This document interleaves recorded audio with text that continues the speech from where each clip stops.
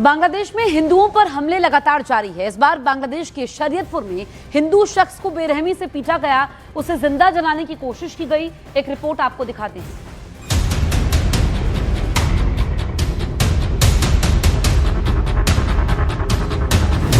बांग्लादेश में जारी है बवाल, हिंदुओं पर जारी है अत्याचार, टारगेट पर हैं हिंदू। आखिर क्या कर रही है सरकार? बांग्लादेश में हिंदुओं पर अत्याचार थमने का नाम नहीं ले रहा है। बांग्लादेश में एक बार फिर से हिंदू को टारगेट किया गया है और जिंदा जलाने की कोशिश की गई है। इस बार बांग्लादेश के शरीयतपुर में खोकन चंद्र नाम के हिंदू युवक को हिंसक गिरोह ने घेर लिया और फिर बेरहमी से पीटा। उपद्रवी इतने पर भी नहीं माने, उन्होंने इसके बाद खोकन दास पर चाकू से हमला किया और फिर पेट्रोल डालकर जिंदा जलाने की कोशिश की। खोकन दास ने तालाब में छलांग लगाकर किसी तरीके से अपनी जान बचाई।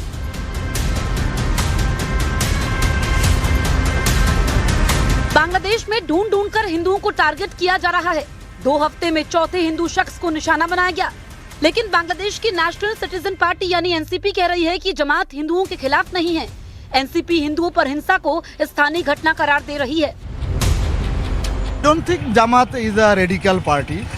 Jamaat is highly moderated after July uprising, and if you see the Dakshu election or other student unions election, Jamaat-led student party Islami Chhatra Shibir get a huge victory, and they made an alliance, liberal alliance.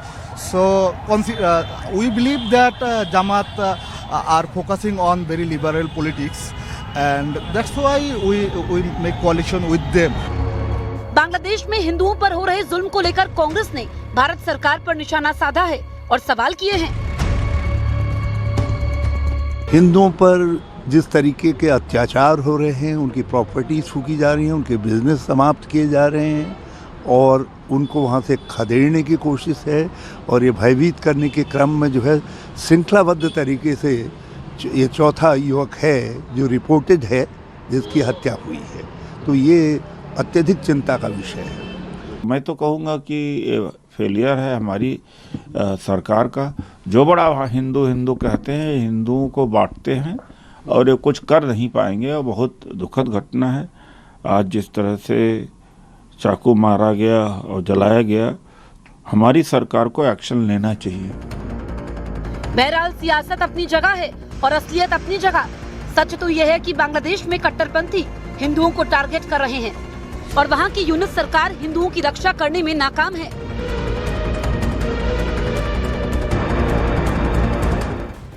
News 18 India के मनोज गुप्ता की mega exclusive खबर। जमात इस्लामी ने की थी हादी की हत्या। जी हां, ढाका के जमात दफ्तर में रची गई थी साजिश। सूत्र ये बता रहे हैं कि जमात हादी को खत्म करना चाहता था। हादी का राजनीतिक कद जमात के लिए बाधा बन रहा था।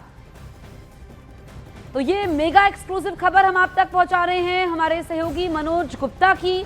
जमात इस्लामी ने की थी हादी की हत्या। ढाका के जमात दफ्तर में ये पूरी साजिश रची गई थी। ईरान में प्रदर्शनकारियों और सुरक्षा बलों के बीच झड़प में 7 लोगों की मौत हो गई है। ईरान के नाहवंद शहर में प्रदर्शनकारियों और सुरक्षा बल ने यहां पर फायरिंग होती है। ईरान के अलग अलग शहरों में 28 दिसंबर से प्रोटेस्ट जारी है। ये तस्वीर आप देखिए जहां पर सुरक्षा बल के बीच झड़प में 7 की मौत हुई है। प्रदर्शनकारियों और सुरक्षा बलों के बीच में झड़प होती है और ये एक शहर की, एक इलाके की तस्वीर नहीं है। ईरान में अलग अलग इलाकों से बगावत की चिंगारी देखने को मिल रही है। 21 प्रांतों से यही तस्वीर सामने आ रही है। आगजनी हो रही है। ईरान में हालात बिगड़ते चले जा रहे हैं। खामेनेई के खिलाफ यहाँ पर आवाम सड़कों पर है। बढ़ती महंगाई, बेरोजगारी, खराब अर्थव्यवस्था को लेकर के लोगों का गुस्सा फूटा है। मुद्रा संकट के विरोध में प्रोटेस्ट हो रहा है। कहां कहां पर प्रोटेस्ट हो रहा है ये भी हम आपको बता रहे हैं। हमीदान, अज़दाबाद, कुम, तेहरान, लोरदेगन, ये वो इलाके हैं जो सबसे ज्यादा प्रभावित हैं। 2 तस्वीरें आपके सामने हैं किस तरीके से प्रदर्शनकारियों को काबू में करने के लिए उन पर फायरिंग होती है। अज़दाबाद शहर में आगजनी होती है। तो अब तक जो ये यहाँ पर सुरक्षा बलों ने फायरिंग की है, इसमें 7 प्रदर्शनकारियों की मौत हो गई है। ईरान के कई शहरों में हालात लगातार बिगड़ रहे हैं। पश्चिमी ईरान के अहमदाबाद में प्रदर्शनकारियों और सुरक्षा बलों के बीच जोरदार झड़प हुई। वहीं खुजिस्तान की बात करें तो लाली शहर में प्रदर्शनकारियों ने कासिम सुलेमानी की प्रतिमा को आग के हवाले कर दिया। कुम शहर के डेल आजाद बुलेवार्ड पर प्रदर्शनकारियों ने बाइक पर सवार सुरक्षा बलों पर पत्थरबाजी की।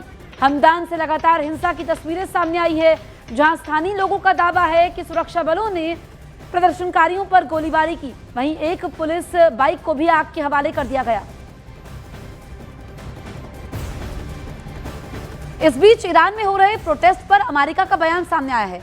ईरान के मीडिया के मुताबिक अमेरिकी विदेश विभाग ने कहा कि ईरान में हो रहे ताजा प्रोटेस्ट वहां की जनता के गुस्से की अभिव्यक्ति हैं। एक अमेरिकी अधिकारी ने ईरान की मीडिया को बताया कि लोग अपनी सरकार की लगातार नाकामियों से खफा हैं। अमेरिकी बयान में कहा गया है कि तेहरान ने दशकों से देश की अर्थव्यवस्था, खेती, पानी और बिजली जैसे बुनियादी मुद्दों की अनदेखी की है।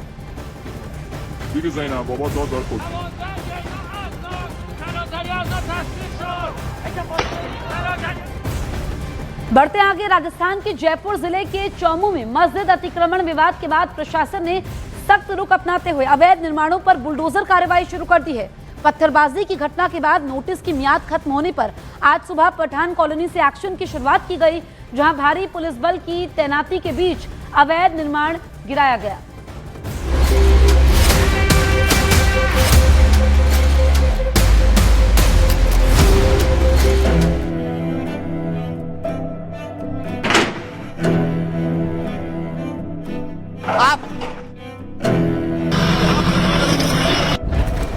चौमू के पत्थरबाजों पर बुलडोजर एक्शन।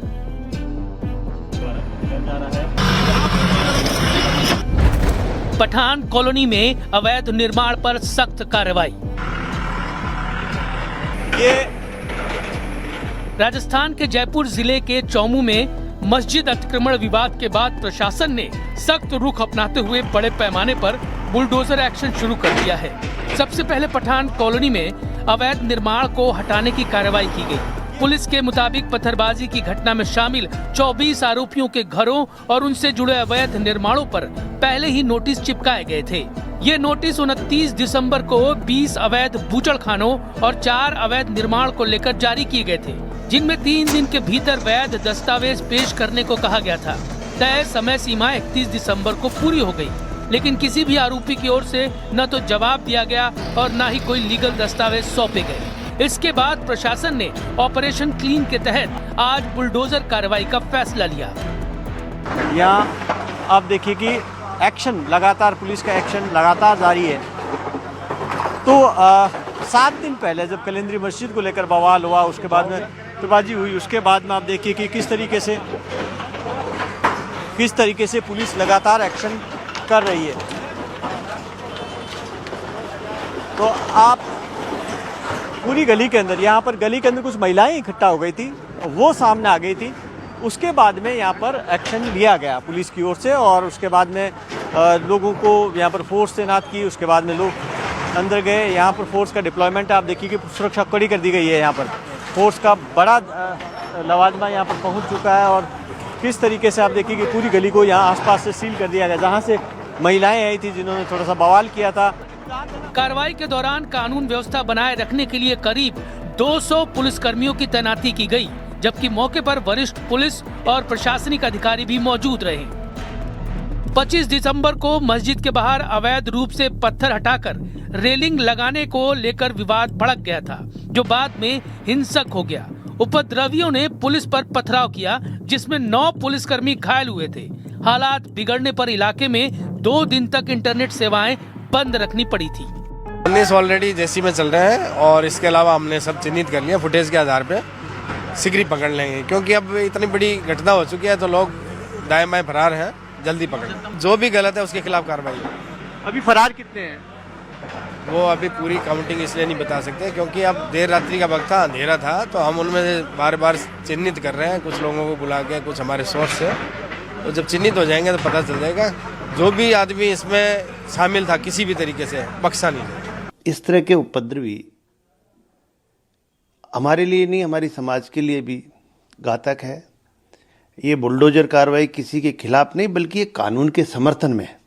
राजस्थान में शांति, भंग करने वाले, हिंसा फैलाने वाले और सार्वजनिक संपत्ति को नुकसान पहुंचाने वालों के लिए एक जीरो टॉलरेंस की नीति है। और ये साफ कहना चाहेंगे कि प्रदेश के कानून व्यवस्था के खिलवाड़ करने वाले को बख्शा नहीं जाएगा। इस मामले में अब तक करीब 110 लोगों को डिटेन किया गया है, जिनमें से 19 की गिरफ्तारी हो चुकी है, जबकि 15 आरोपी अभी फरार बताए जा रहे हैं। प्रशासन का कहना है कि अवैध अतिक्रमण हटाने और क्षेत्र में शांति और कानून व्यवस्था बनाए रखने के लिए आगे भी सख्त कार्रवाई जारी रहेगी। Bhavani Singh, news 18 India, Jaipur.